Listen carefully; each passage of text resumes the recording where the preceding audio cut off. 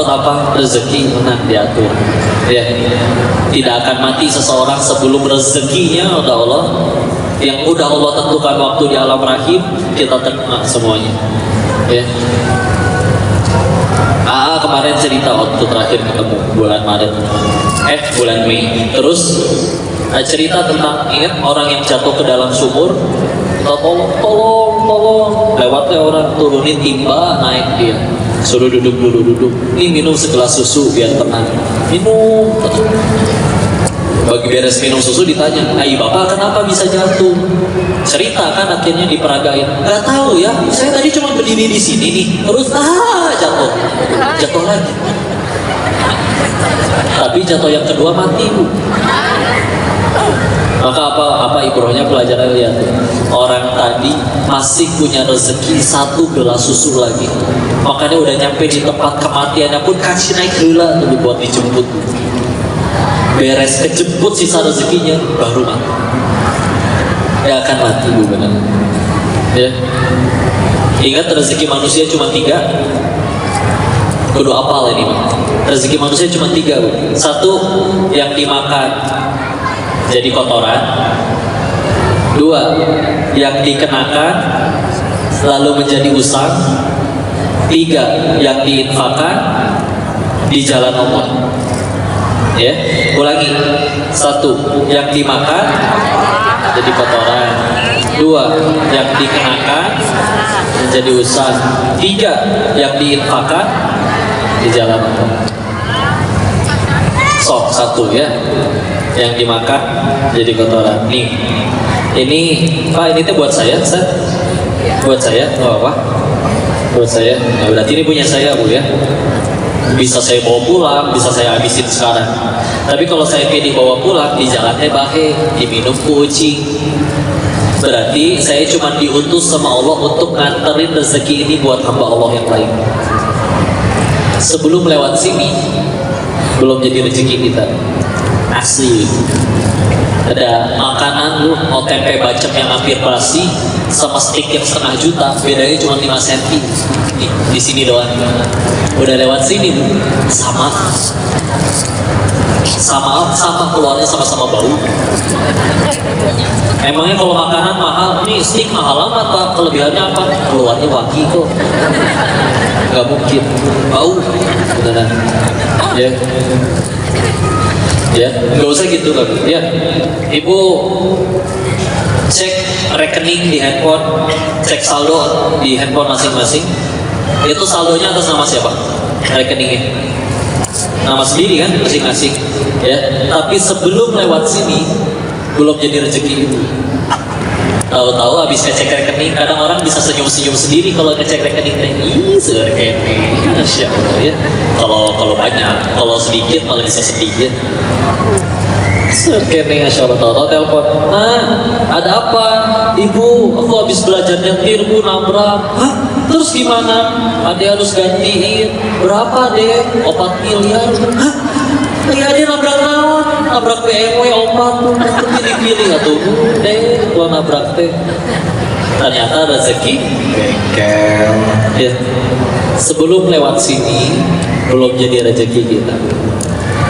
Yakin. 2 yang dikenakan lalu jadi usang. Ya. Inilah ilustrasinya ya. Saya tahu ya, ibu-ibu nih Pak, kaum hawa, salah satu yang paling sulit bagi mereka adalah ketika menolak godaan diskon, betul? Ya, diskon. Ya. Padahal bisa jadi emang harganya segitu gitu, klik doang ya. Diskon. Nih, menuju diskon Bu, itu bisa kebayang-bayang Bu sampai ke bawah sholat Bu. Sholat kedua ya.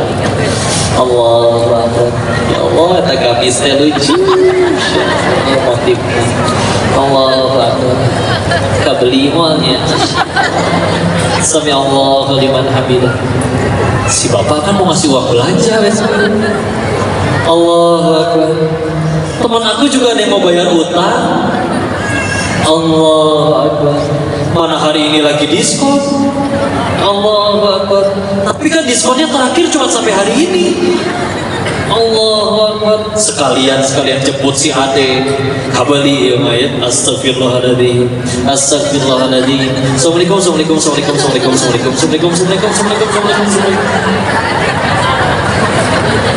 Saat nih. Coba Bu, keterima nggak Bu sholatnya Bu? Makanya mau biar sholatnya khusyuk kita beli dulu, bisa aja. Akhirnya kebeli lah ya gitu ya, kebeli bagus, taruh di rumah di lemari, nggak mungkin taruh di kulkas ya. Gitu taruh di lemari. Kadang gini ditanya, itu dibeli begabe sudah banyak buat apa? Ya mudah-mudahan ada undangan, mudah-mudahan. Nggak tahu aslinya kapan dipakai. Taruh, sibuk kerja, besok kerja, karirnya naik, jadi suka keluar kota, bolak-balik, sibuk, tambah banyak rezekinya. 5 tahun kemudian pindah rumah, baru dibongkar lagi lemarinya, ketemu, ini baju 5 tahun yang lalu, belum pernah dipakai, masih ada label harganya, cobain ya, setemahi Bu itu aja, tambah gemuk, ya. Beres, adiknya lewat masih muda, yaudah lah buat kamu aja. Serius kan? Aku udah naksir dari 5 tahun yang lalu. Akhirnya dipakai sama si adik sampai rusak. Berarti rezeki siapa? Adik. Ya. Kita ngaku-ngaku itu punya saya. Ada di lemari saya. Tidak ada seorang pun berani pakai tanpa seizin saya. Berarti punya saya kan? Enggak. Ternyata selama 5 tahun cuma dititipin untuk jadi rezeki si adik. Baru jadi rezekinya kalau kita pakai sampai rusak. Ya. 3, yang diinfakkan di jalan Allah. Dulu ada pengusaha solih punya kebiasaan kalau beres jualan disisain buat jualan besok modal, sisanya sedekah. Ditanyakan sama pengusaha lain, bro, invest dong kayak kita, kamu nggak sayang apa sama uang kamu? Dijawab, justru saya sayang sama harta saya, makanya pengen saya bawa mati. Gimana caranya? Transfer ke rekening akhirat, wakaf, sedekah, insya Allah tidak akan Allah sia-siakan.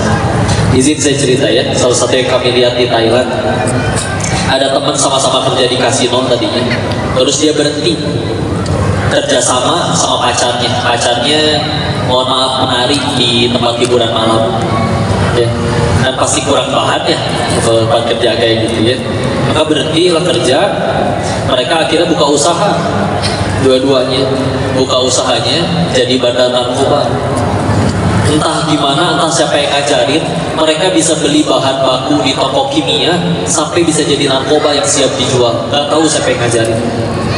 Terus membesar sampai jadi bandar judi, bandar narkoba paling besar, udah punya restoran, segala macam udah punya. Walaupun kedok di dalamnya mah buat produksi obat-obatan terlarang. Suatu ketika, memang aneh dia nih, setelah bertahun-tahun jadi bandar narkoba, orangnya nggak boros. Dia nggak suka main judi, dia nggak suka mabok, dia nggak suka main perempuan. Uangnya, nanti suatu saat pasti pengen pulang lagi ke Indo, pengen nyenengin ibu saya. Tuh, bandar narkoba yang budiman bukan? Kumaha budiman? Insya Allah. Ya, beres. Akhirnya suatu ketika pacarnya kabur sama laki-laki lain, selingkuh, berkhianat. Si teman sayanya ini dikhianatin, dilaporin ke oknum di penjara, karena tidak tahan dengan penderitaan di penjara ini di Kamboja, di perbatasan, bukan di Indonesia ya. Tidak tahan dengan siksaannya, nego sama yang nangkep, Pak lepasin saya, sok nego berapa mintanya ya. Nominal yang diminta sama si oknum itu tepat senilai tabungan si bandar narkoba itu selama 5 tahun nabung yang tadi katanya untuk ibunya. Maka beres demi lepas akhirnya dikasih ngabulan sambil ngobrol. Berarti selama ini buat apa tuh ya saya nabung? Ternyata cuma buat dititipin jadi rezeki buat si oknum itu. Saya bilang oknum karena demi Allah masih banyak polisi yang baik ya. Ini mah contoh yang tidak baik. Ya makanya oknum ya. Ternyata ya udah cuma buat dititipin jadi rezeki itu. Selama ini aku ya tabungan saya. Giliran akhirnya kayak gini, lewat doang sebelum lewat sini belum jadi rezeki kita. Ya, udah tenang ya. Kadang manusia memang suka salah kaprah ketika bicara rezeki antara halal sama haram asli itu sama ya. Kita kan kadang mikir saya kerja jujur kayaknya nggak akan cukup, kudu ngambil nih dari kantor nyolong dikit-dikit yang haram. Padahal asli ya. Kalau kata Allah si Dennis misal rezekinya di bulan ini adalah 1 miliar misal, mau pakai cara halal atau haram tetap dapatnya segitu, nggak akan berkurang. Gimana kok ada landasannya? Ada. Ini kita ambil pelajaran kisah dari Ali bin Abi Thalib radhiyallahu anhu karamallahu wajhahu. Suatu ketika beliau minta anak kecil untuk membersihkan pelana kudanya. Ya, ditinggallah sholat sebentar.